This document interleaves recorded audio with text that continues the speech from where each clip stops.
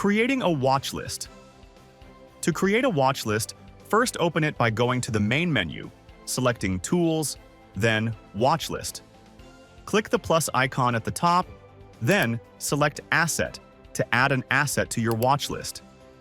Next, enter the asset's trading symbol you want to add. For example, if you want to include Apple stock, type AAPL, and select the broker you're trading with or from which you want to receive signals. The asset will now appear in your watch list. Remember that you need to add the asset with the broker signal you're using to trade it correctly.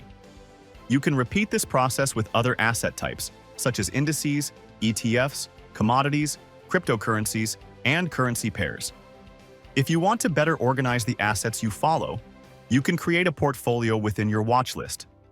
Go back to the top and click the plus icon, then Portfolio. Now, name your new portfolio and click Yes. Once created, simply add to it the assets you want to track, and that's it. See you in the next video.